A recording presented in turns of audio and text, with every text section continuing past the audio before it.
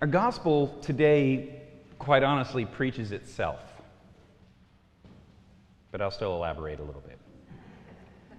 As followers of Jesus, life just isn't about winning. Life, as followers of Christ, is not about being the greatest. Life following Jesus is about being of service. That is such a hard message to receive today in the 21st century. In our culture, not just today, but in countless decades and generations. We want to be great. We want to win. We want things the way we want them. James and John did too, and they got it so wrong. The two of them were looking for honor, and they were looking for glory. They sought greatness, and they sought privilege. And what's so crazy, really, is we look at verses 35 through 45 in our section for today from Mark's Gospel. If we read verses 33 and 34, right before where we start, we get this.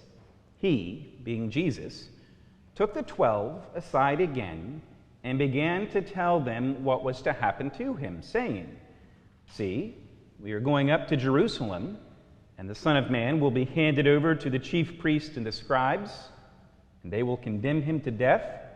Then they will hand him over to the Gentiles. They will mock him and spit upon him and flog him and kill him, and after 3 days he will rise again."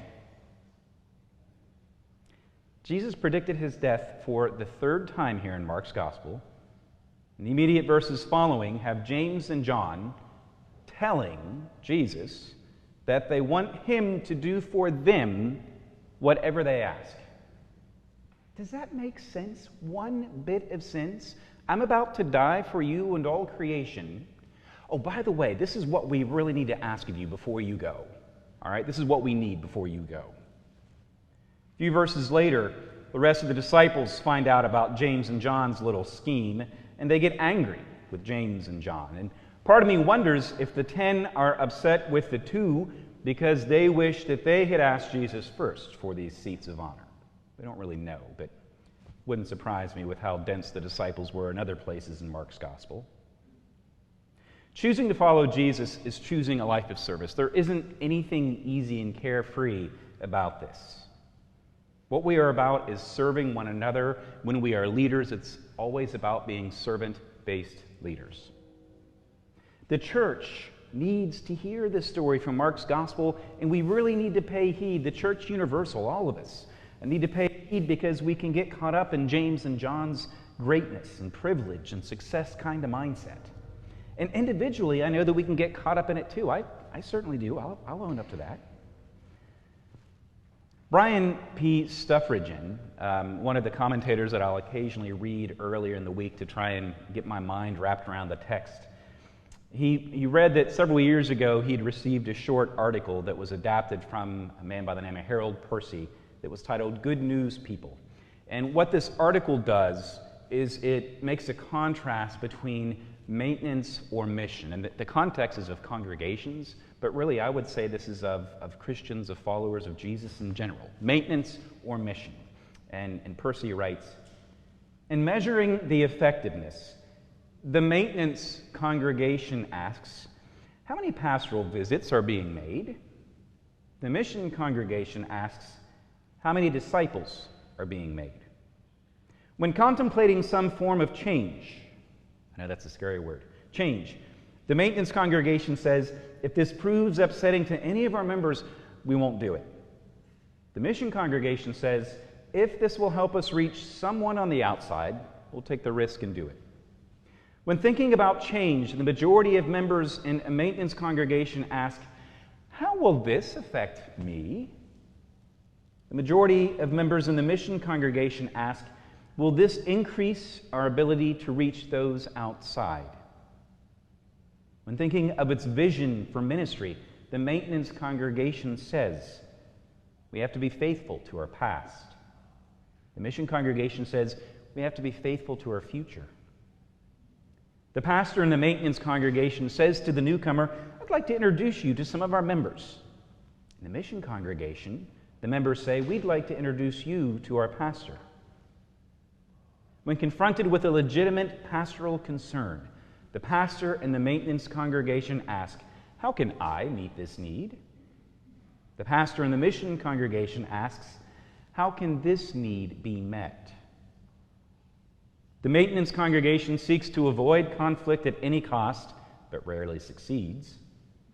The mission congregation understands that conflict is the price of progress and is willing to pay the price. It understands that it cannot take everyone with it. This causes some grief, but it does not keep it from doing what needs to be done. The leadership style in the maintenance congregation is primarily managerial, where leaders try to keep everything in order and running smoothly. The leadership style in a mission congregation is primarily transformational, casting a vision of what can be and marching off the map in order to bring the vision into reality. The maintenance congregation is concerned with their congregation, its organizations and its structure, its constitutions and its committees.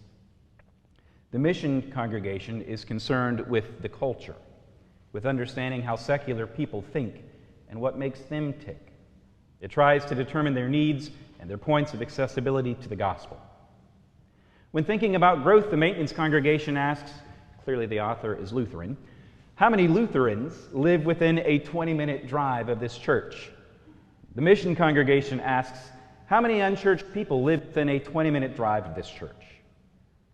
The maintenance congregation looks at the community and says, how can we support our congregation? The mission congregation asks, how can the church support these people?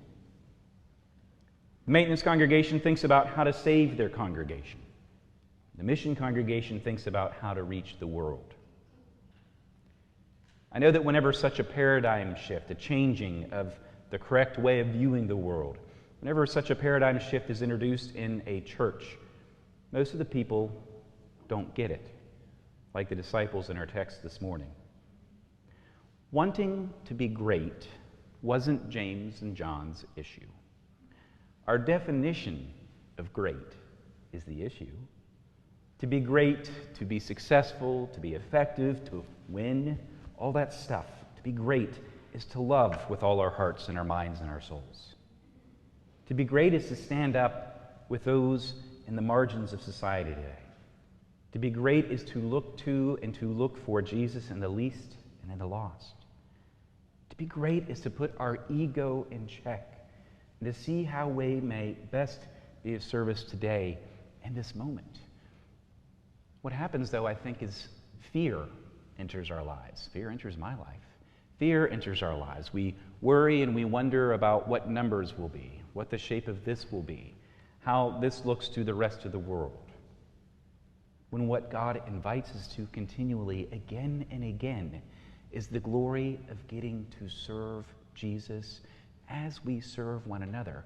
And as more and more of us here and outside and the rest of the world, as more of us are willing to accept that invitation, to embrace it and say, yes, the winnings and the greatness of the world don't look like the winnings and the greatness of the church, in particular of Jesus, really, to get down to it.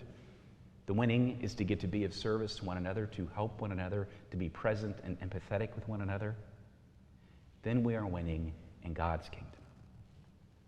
May it be so. Amen.